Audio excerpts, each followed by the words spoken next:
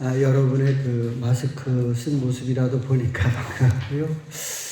이제 이런 일은 아마 역사에서 앞으로는 없었으면 하는 바람도 있어요.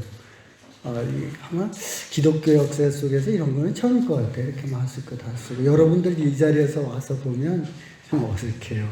다들 이렇게 쓰고 있는 모습들이 없었으면 좋겠다는 생각도 같습니다. 자, 오늘은 이제 예수님의 가르침 중에서 비유의 말씀이 많습니다. 복음서에 보면은요, 예수님의 비유의 말씀이 40가지 정도가 나옵니다. 특별히 누가복음에 많이 있습니다. 그래서 오늘은 누가복음 6번째 설교인데요. 그래서 누가에 나오는 비유에 관하여 오늘 말씀을 준비를 했습니다. 이 사전에 보면 비유라는 것을 어떻게 정의하고 있냐를 보면은요, 어떤 사물이나 현상을 그와 비슷한 다른 사물이나 현상에 빗대어 표현하는 것. 그냥 더 어렵죠? 해석해 놓은 말이. 우리 비유하면 그냥 알아먹겠는데. 그 예수님은 어떤 가르침을 주실 때 어떤 사물이나 현상을 보면서 빗대어서 가르치는 비유의 말씀이 많았다. 그런 얘기입니다. 문학적으로는요, 이 비유가 은유법에 포함됩니다. 그래서 이 은유법으로 시를 쓰는데요. 그래서 시 중에는 그 은유법에 관련되어서 많은 분들이 시를 쓰게 됩니다. 예를 들면 이런 거예요. 여자아이에게 야, 너 양 같다 이러면 여자아이가 어떻게 생각하겠어요? 나보고 이쁘다고 그러시네. 그렇게 이해를 할 거예요. 그런데 양을 기르고 있는 아이에게 너 양 같다 그러면은 이 여자아이는 나보고 게으르다고 그러네. 그렇게 생각할 수도 있습니다. 보는 거하고 기르는 거하고는 차이가 있어요. 보기에는 양이 이쁘지만 양을 정말 길러보면 양이 너무 게을러요. 그러니까 길러본 아이는 나보고 게으르다고 그러네 라고 이렇게 이해할 수 있다는 거죠. 그래서 예수님께서는 비유를 하신 다음에 반드시 뭐를 하셨느냐면 해석을 해주셨어요. 내 의중은 이거다라고 해석이 붙었다. 비유를 말하는 사람의 의중이 중요한 거다. 그런 뜻입니다.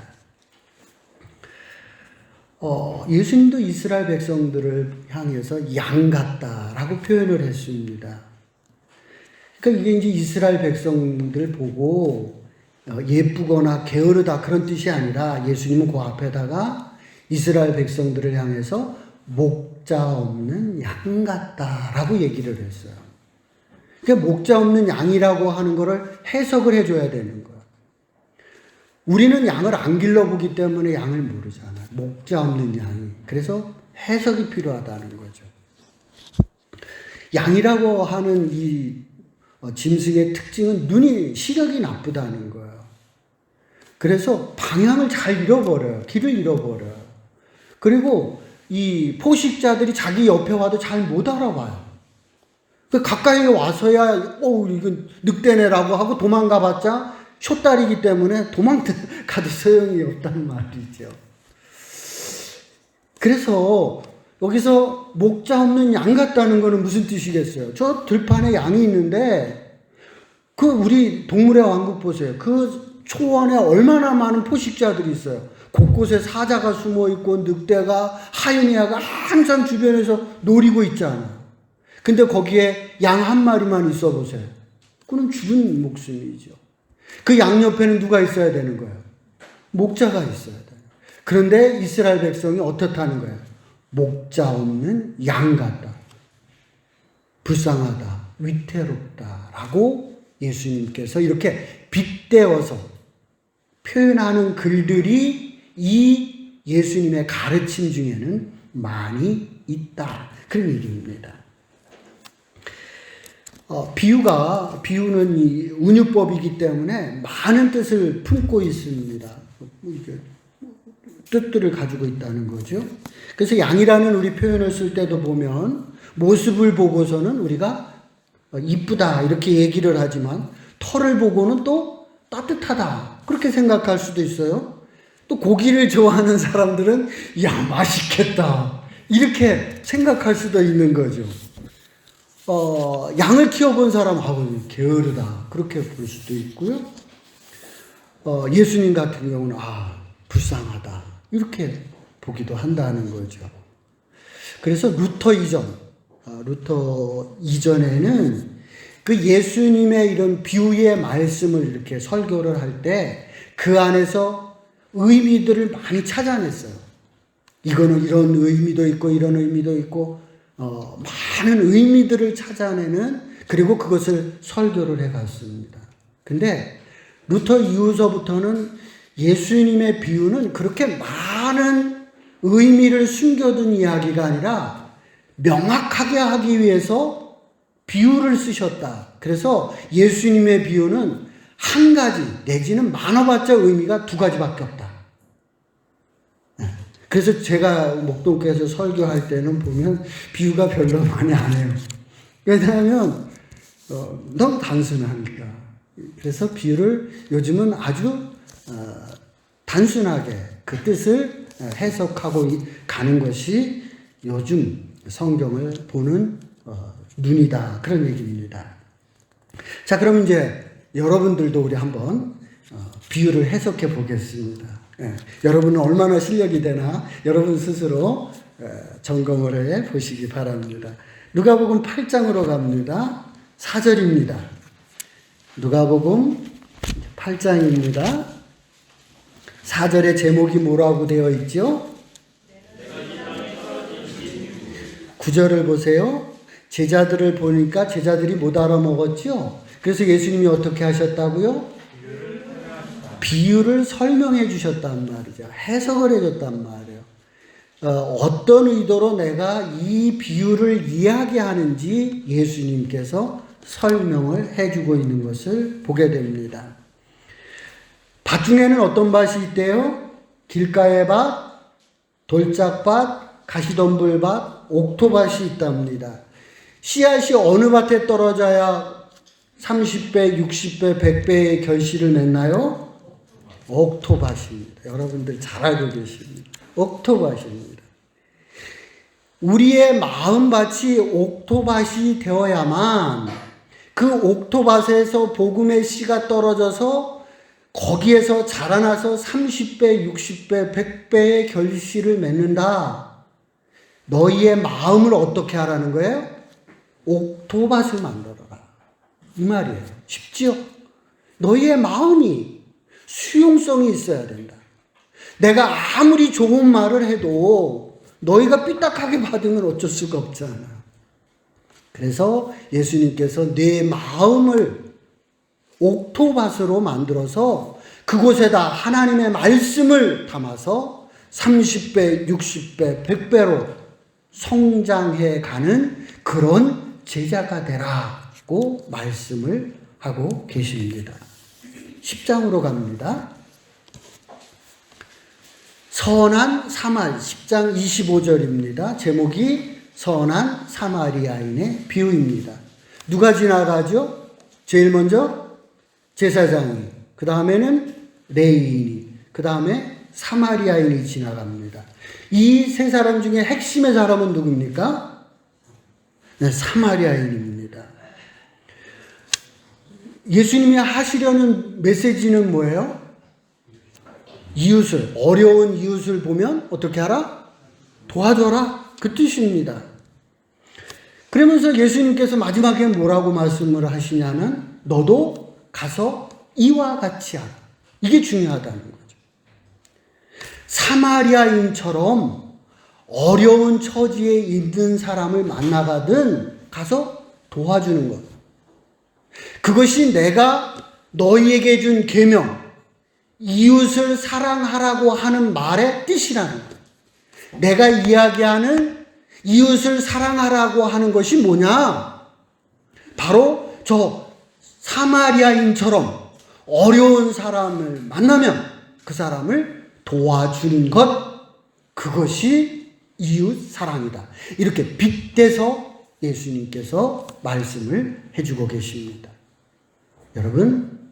여러분들도 어려운 이웃을 만나면 도와주시는 제자들이 되시기를 주의 이름으로 축복합니다. 19장으로 가겠습니다. 19장 11절 보면은요, 열 문화의 비유가 나옵니다. 이것을 마태복음에는 더욱 쉽게요, 비슷한 내용이에요. 근데 이제 문화와 달란트로 얘기했는데요, 마태복음에는 달란트 비유로 나와요. 여기는 열 문화로 나오는데 달란트 비유로, 우리가 흔히 알고 있는 건 달란트 비유가 익숙하니까 달란트 비유로 마태복음으로 가서 설명을 해보겠습니다. 5달란트, 2달란트, 1달란트가 있어요. 중요한 거는 예수님이 얘기하려는 달란트는 몇 달란트예요? 1달란트입니다. 5달란트와 2달란트를 얘기하려고 하는 게 아니라 1달란트 받은 사람을 예수님은 얘기하려고 하는 거예요. 5달란트 받은 사람은 몇 달란트만 남겼어요? 5달란트. 2달란트 남긴 사람은 2달란트. 그런데 5달란트 남긴 사람이나 2달란트 남긴 사람이나 칭찬은 똑같아요. 문제는 이 1달란트 받은 사람이, 이 1달란트 받은 사람은 이 달란트를 어떻게 했어요? 묻어둬 버렸어요. 예수님이 얘기하려고 하는 핵심은 뭐겠어요? 너에게도 하나님께서 달란트를 주셨는데 이런 핑계 저런 핑계 대고 묻어두지 말라는 거죠. 네. 남겨야 되는 거라는 거예요. 자신이 노력하고 애를 써서 남기는 신앙인이 되어야 된다는 거예요. 그런데 이런 핑계 대고 저런 핑계 대면서 우리는 묻어둔다는 거예요. 이제 내 재능을 개발하지 않아요. 너무 적게 줬어. 이 시대에 한 달란트가 뭐야? 누구는 5달란트 줘. 이런 불평거리만 찾고 있다는 거예요. 그러지 말고 너에게 준 그 1달란트를 너는 최선을 다해서 남기는 제자가 되라. 아멘. 예수님께서 하시는 말씀은 바로 이러한 달란트의 비유를 빗대서 너에게 하나님이 주신 그 재능을 묵혀두지 마라. 활용하고 힘써 남기는 제자가 되라. 라고 예수님께서 가르쳐 주고 계십니다. 너무 쉽잖아요. 수준을 조금만 높이겠습니다. 해석이 이제 수준이 이제 조금 올라가요. 누가복음 20장입니다. 누가복음 20장 12절로부터 15절 말씀 우리 교독해 가도록 하겠습니다. 다시 세 번째 종을 보내니 이 종도 상하게 하고 내쫓은지라. 두 번째에 이르되 어찌하여 내 사랑하는 아들을 그들이 혹 그는 존재하리라 하였더니 농부들이 그를 보고 서로 의논하여 이르되 이는 상속자니 죽이고 그 유산을 우리의 것으로 만들자 하고 함께 내쫓아 죽였느니라. 그런즉 두 번째니 이 산을 어떻게 하겠느냐. 9절로 가봅니다. 비유 제목이 뭐로 되어 있어요? 포도원 농부비.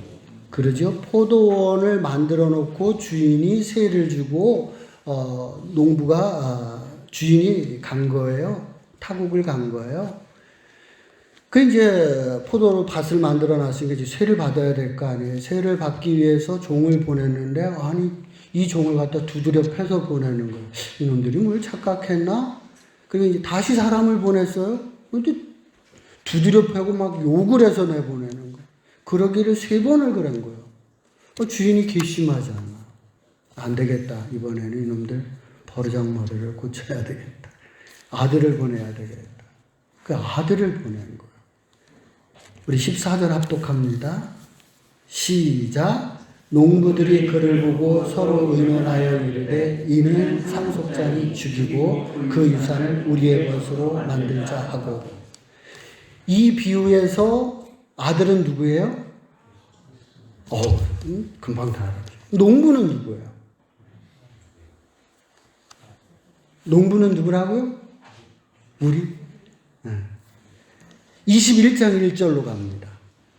20장 1절로 보세요. 거기에 보면은 이 비유를 어디서 하셔요? 네, 성전에서 지금 하고 계셔요. 성전에서 이 비유의 말씀을 딱 하니까 종교 지도자들이 나와서 이 비유를 딱 들어보고 딱 눈치챘어요. 이 비유는 누구한테 하는 말이에요? 와, 나를 두고 하는 말이네. 종교 지도자들이 딱 눈치를 챈 거예요. 이런 괘씸한 놈. 어떻게 하기로 마음먹은 거예요? 정말 죽여버려야 되겠다. 라고 생각을 한 거죠.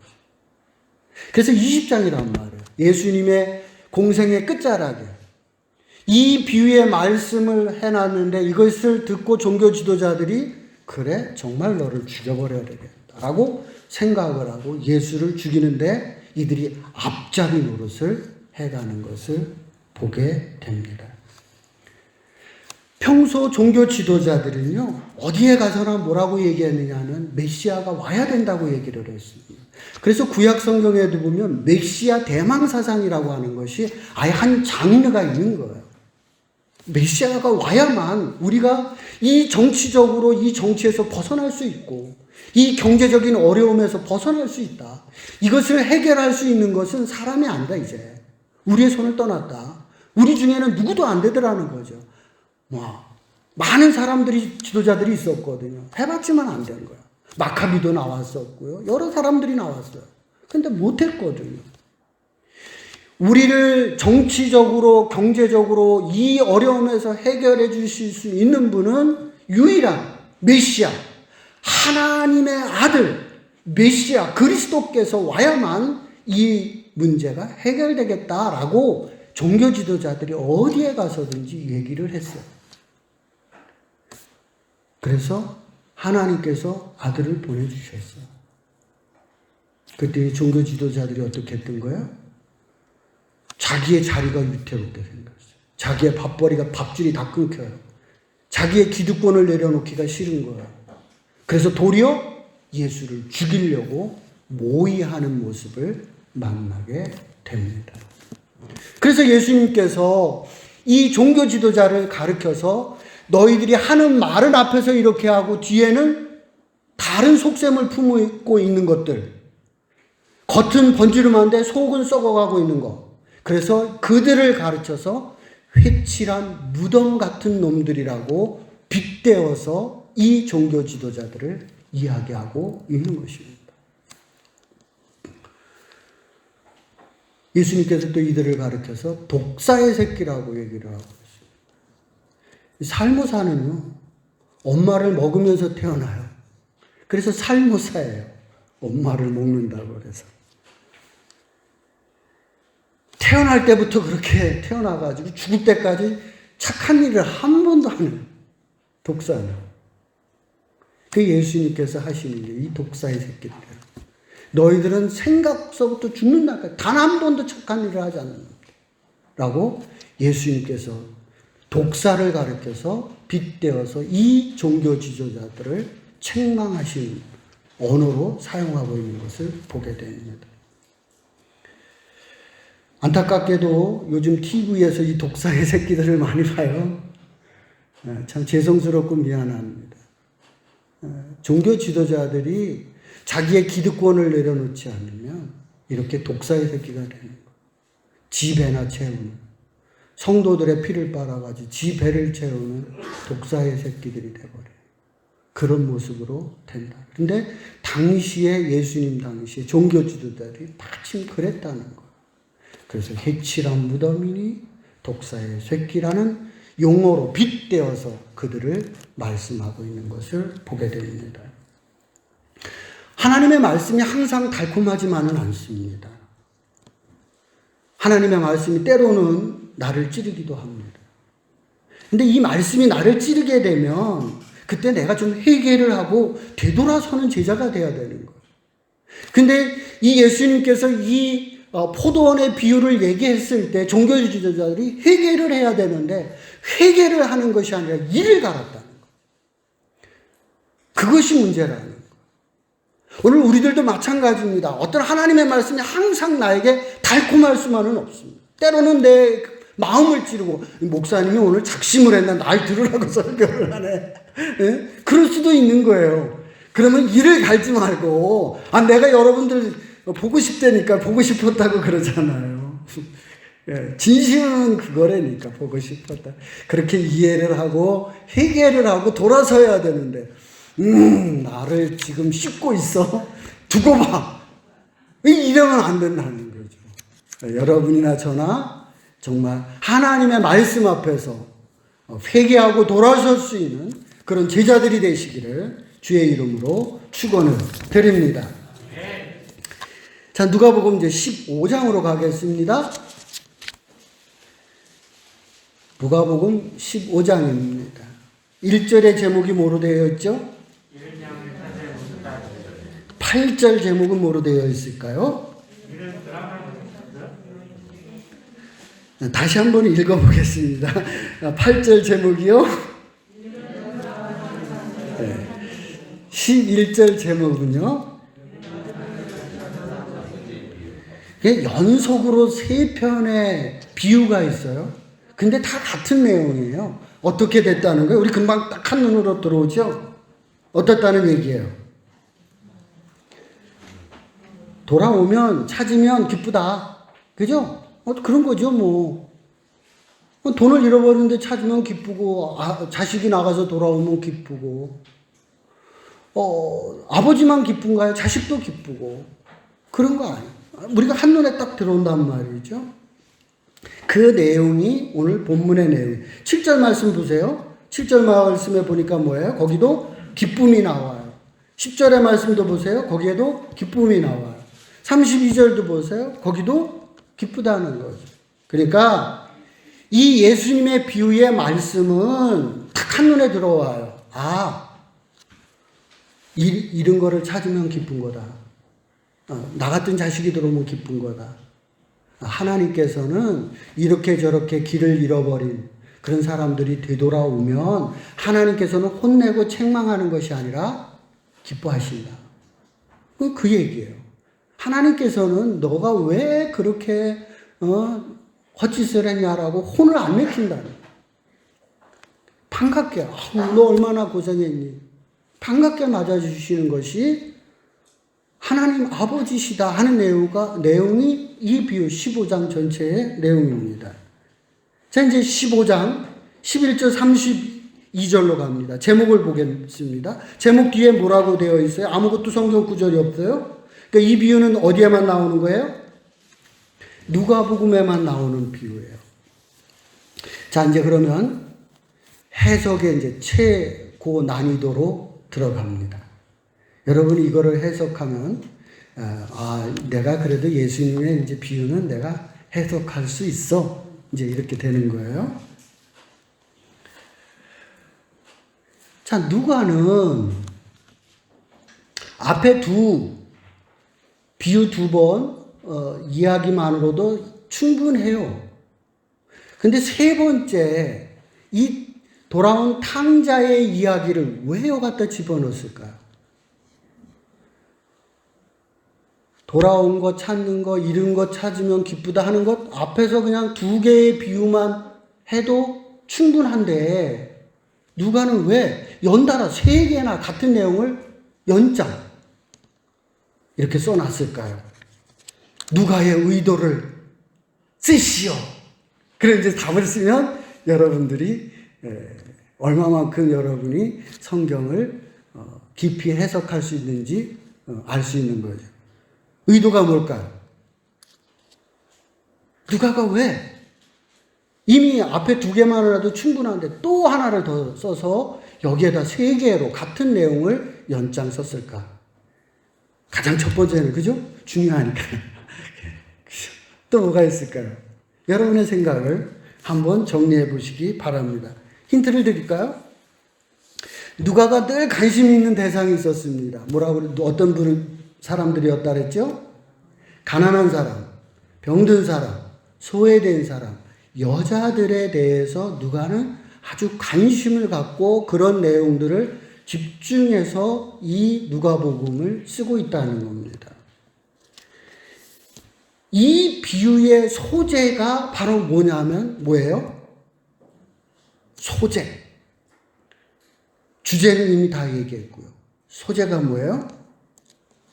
물질. 당시 사회는 다 가난한 사람들이었어요.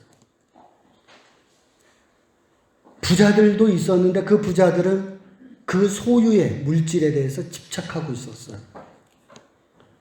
누가는 가난한 사람들에게 관심이 있었어요.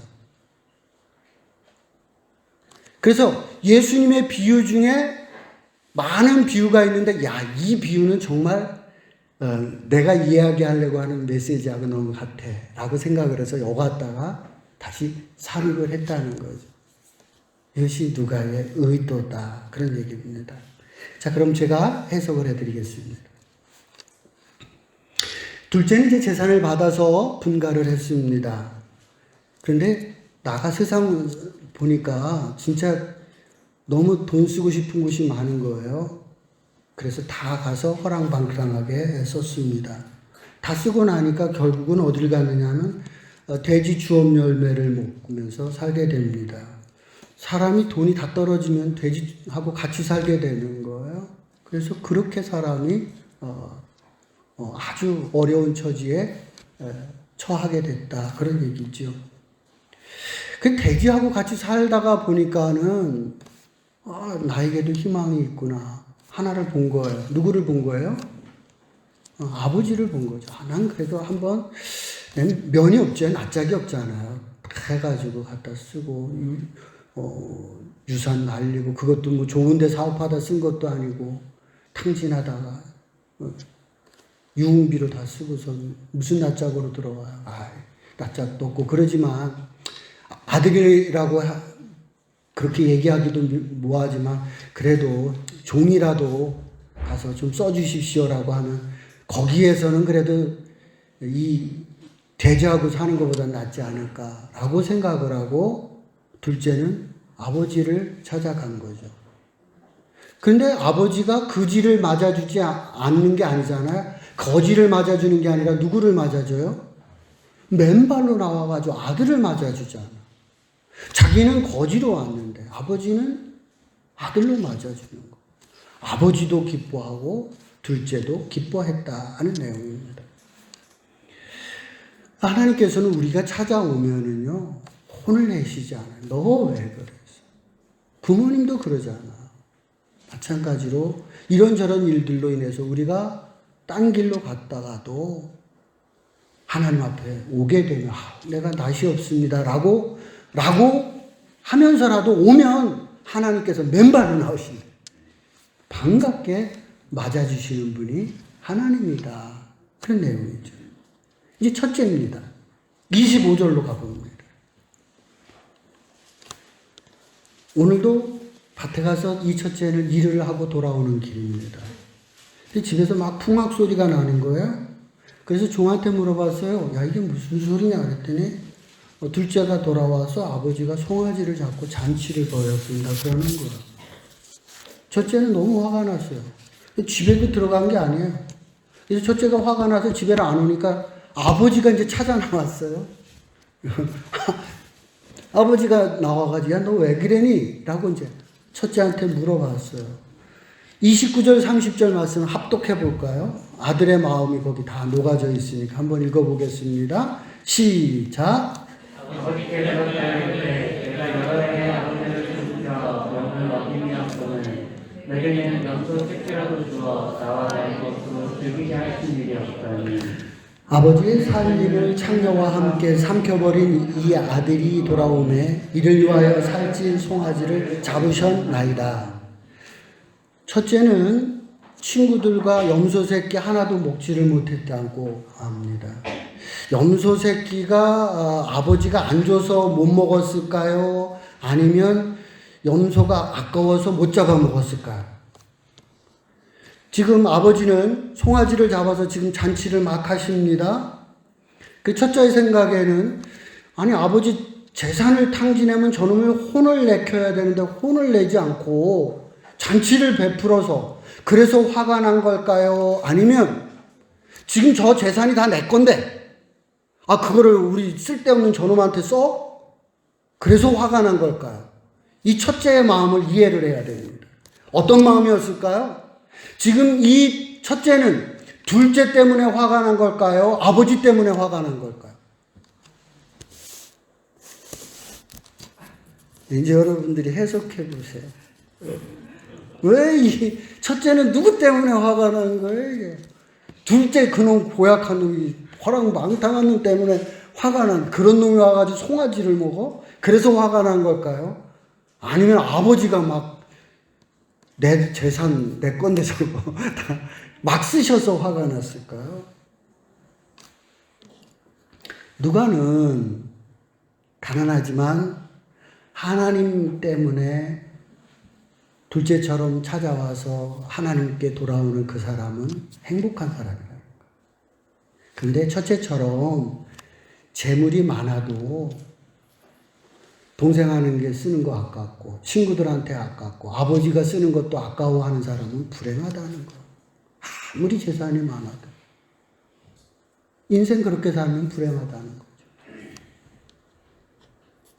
아버지는 두 아들 모두를 사랑합니다. 근데 어떤 아들은 아버지 때문에 행복하고 기뻐하는 아들이 있는가 하면 어떤 아들은 아버지 하는 일이 못마땅해서 불평하고 원망하는 자녀도 있더라는 거예요. 누가는 이 첫째가 누구냐? 그게 유대인이다. 부자라는 거예요. 늘 자기들의 것에 안 놀라고만 하는 거예요. 어떡하든 더 모으려고만 하는 거예요. 어떡하든 하려고만 지키려고 하는 이 첫째의 모습이 누구냐? 유대인이고 부자들이다. 누가는 그렇게 해석을 했던 거죠.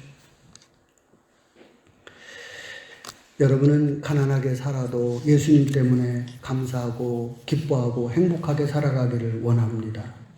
부자이면서 친구에게도 인색하고 동생에게도 본척만척하고 아버지 하는 일은 원망하고 불평하는 제자가 아니기를 원합니다. 여러분의 마음이 형의 마음이 아니라 아버지의 마음으로 살아가는 제자들이 되시기를 주의 이름으로 축원을 드립니다. 적용입니다. 저는 오늘 예수님의 가르침 중에서 비유에 관하여 말씀을 전했습니다. 예수님의 비유가 복음서 전체 40편 정도가 되는데요. 오늘 제가 설교로 9편을 사용했습니다. 그래서 여러분들이 오늘 설교를 들으면서 성경 공부 같은 느낌을 받으실 수도 있었을 겁니다. 제가 설교를 이제 이 비유 중에 하나를 백미를 준비를 해서 다음 주에 다음 주는 여자의 복음, 그 다음 주는 선한 사마리아인의 비유. 저는 이 선한 사마리아인의 비유가 누가복음의 백미라고 생각을 해요. 거기에는 예수님의 모든 뜻이 담겨져 있다. 그래서 마지막 8번째 설교로는 사마리아인의 비유로 준비를 해놓고 있습니다. 제가 부탁드리는 거는요, 이제 제가 6째 주까지 누가복음을 강해를 했어요. 읽어보셔야 돼요. 늘 큐티에 보면 누가복음을 읽고 오세요라고 제가 썼어요. 안 읽어보신 분들은 꼭 누가복음을 다시 꼭 여러분들이 읽어보시기를 부탁을 드리고요. 두 번째로는 누가복음을 읽으면서 꼭 여러분들이 염두에 둬야 될 거는 예수님의 가르침을 보면은 깨우침을 주려고 애를 쓰셔요, 예수님이. 그래서 깨우친 다음에는 항상 하시는 말씀이 있어요. 뭘까요? 가서 이와 같이 하라. 행함입니다. 깨달음을 주는 종교가 아니에요, 교회는. 깨달아, 안 거를 실천하라고 예수님께서는 이 누가복음에서 이야기를 하고 계십니다. 그래서 누가복음을 꼭 여러분들이 한번 이제 끝나가니까 2주밖에 안 남았으니까 누가복음을 꼭 읽어보시기를 부탁을 드립니다.